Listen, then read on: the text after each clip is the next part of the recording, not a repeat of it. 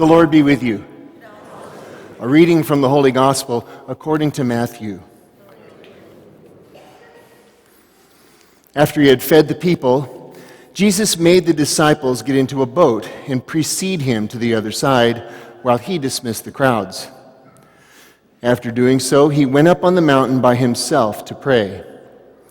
When it was evening, he was there alone.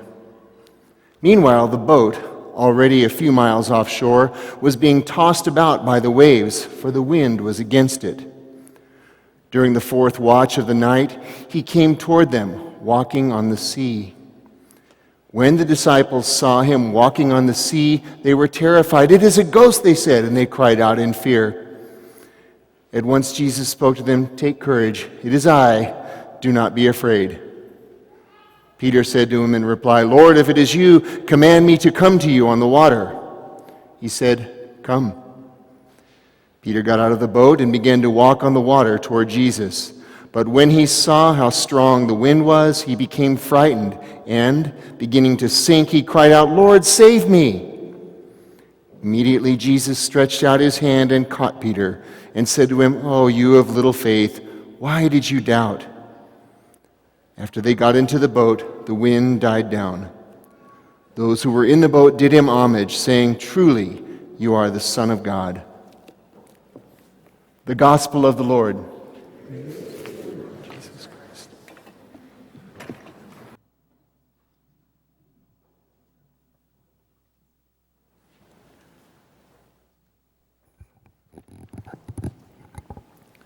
Today's gospel follows last week's, in which we saw Jesus feeding the 5,000.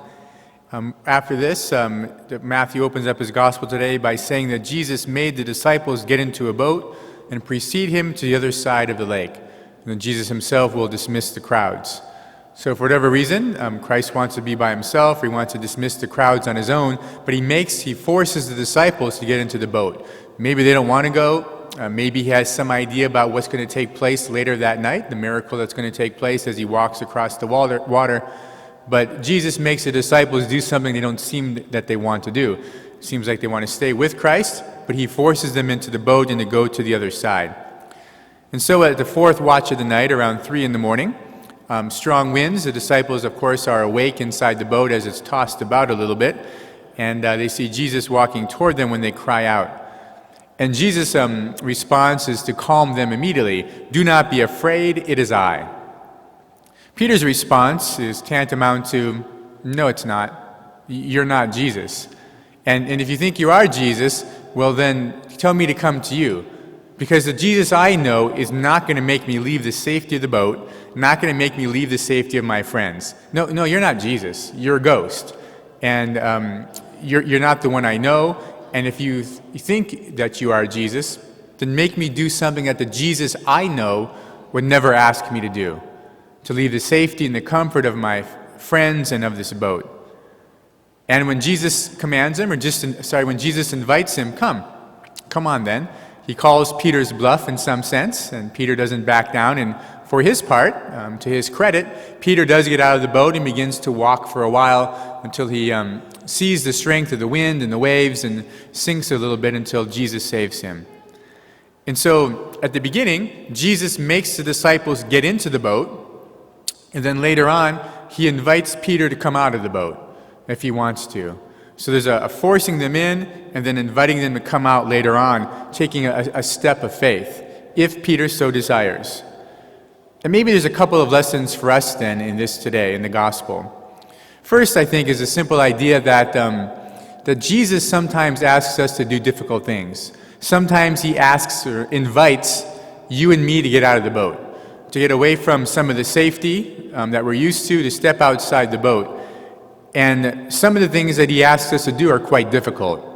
Maybe not as hard as walking on water, I don't know, but maybe it depends. Maybe for you, you wish he would ask you that instead of doing other things.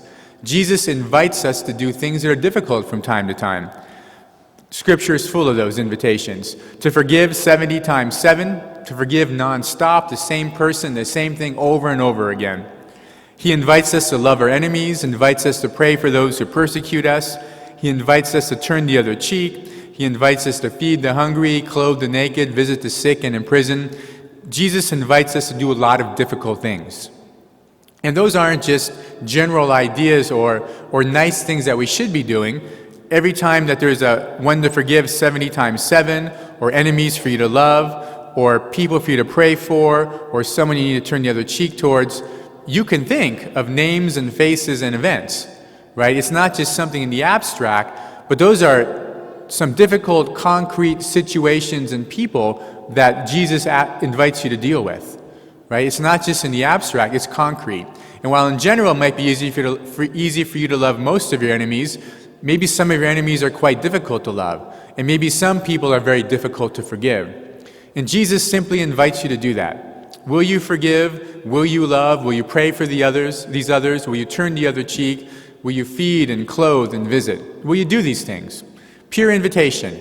He doesn't make us do any of those things, simply invites us to do that as the best way for us to live. So I think it's one of the lessons in the gospel today, is Jesus invites us out of the boat. Doesn't force us out, just says, come, do these things that are difficult. The second idea, I think, and maybe a broader and more general idea, is simply this, is that Jesus forces the disciples into the boat in the beginning, and then he invites Peter out later. In our lives, when we're children, we are forced to do many things, right? Our parents make us do a lot of things that we wouldn't normally do. And they only make us do things we don't want to do, right? Things we want to do, they don't have to force us. They make us do certain things that we don't want to do, but things that our parents know are the best for us, right? Certainly you know that as parents. Your children don't know it yet, but one day when they're parents, they're going to understand that you force your children to do certain things because that's what's best for them. Going to school, studying, eating the right food, all that kind of stuff, even when it comes to religion and coming to church. And so parents make their little children do certain things. But then when they get older, you know that you can't force them to do anything, right? Whether it's for their own good or not, they do what they want to do the older that they get. When they're in their 20s and 30s and 40s and 50s, you can't make them do anything. They do what they want to do. You can give them the general guidelines, and you, in a sense, invite them. You invite them to do what's right. You invite them to follow the Lord. You invite them to have a relationship with God and the church. You invite them to do certain things, but you can't force them to do anything once they hit a certain age. And I think I'm going to use that analogy strongly with God, because we are God's children throughout the course of our lives. And I think in the beginning, when we're young, we see that God makes us do certain things to some extent. He's making us be good. He's making us come to church, maybe through our parents, making us make our first communion, our confirmation, making us marry in the church, making us follow his commands. And maybe to some extent, we feel forced when we're younger. However, the older we get, you and I know that at this point in our lives, it's really not about God making us do things anymore as his adult, mature children. It's rather the Lord now invites us. And if you don't want to do it, you don't have to. You don't have to come to church anymore. You don't have to pray anymore. You don't have to follow any commandments. You don't have to do anything anymore because you're adult children. That's not the right way to live, the best way to live. But as adults, nobody forces us to do anything. Now it's an invitation. Jesus is saying, come, do these things. Will you do these things? Will you live the right way? Will you practice virtue and give up sin and vice? Will you have a relationship with me, a friendship with me? Will you do what's right for the right reasons? I think there are many examples and many comparisons between families, regular families, when the children grow up a little bit, and also with our relationship with God. And the ideal is we move out of a childish relationship with our God, our parent, our Heavenly Father, and we grow into a mature child relationship with our Heavenly Father. And so sometimes, when we look at this, maybe make this analogy a little bit stricter, looking at some of the things in your life, are you acting childishly when it comes to your relationship with God, or are you more motivated as a mature adult Christian? For example, for little children, there's the morality of reward and punishment. I do what's right so that I get a reward, and I avoid what's bad so I don't get punished. And sometimes we bring that same morality into our religion.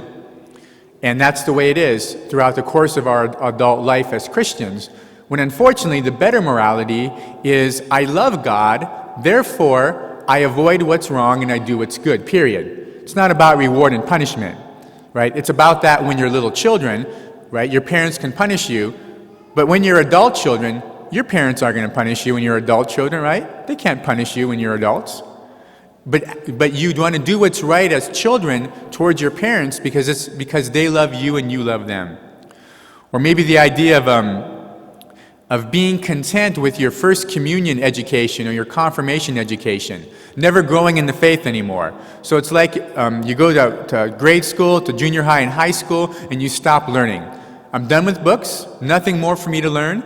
It's not that I know it all, but I don't need to renew my mind anymore. And maybe we bring the same idea into our Catholic faith. So I'm done. I don't need to know anything more about the Catholic faith. Even though I admit I don't know it all. I don't need to read anymore. I don't need to study. I don't need to go on retreats. I don't need to learn anything else that there is.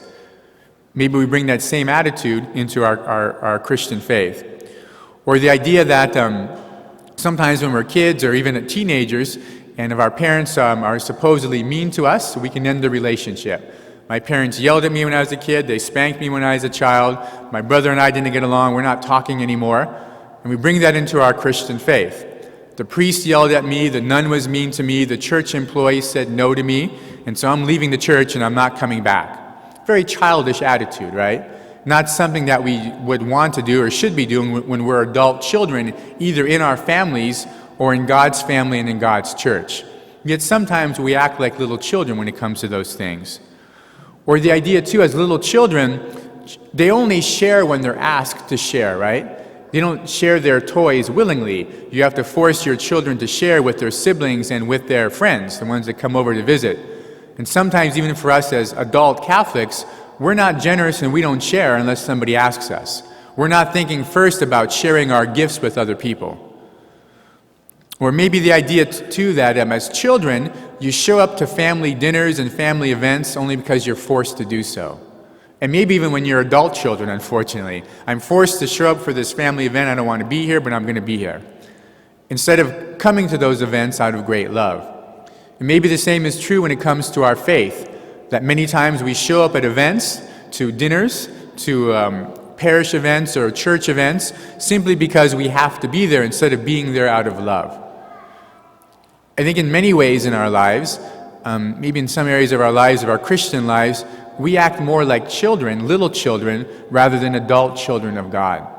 And the challenge is for us to grow, because a lot of our religious formation takes place in the first 18 or 20 years of our life, when we're doing sacramental preparation and we live with our families.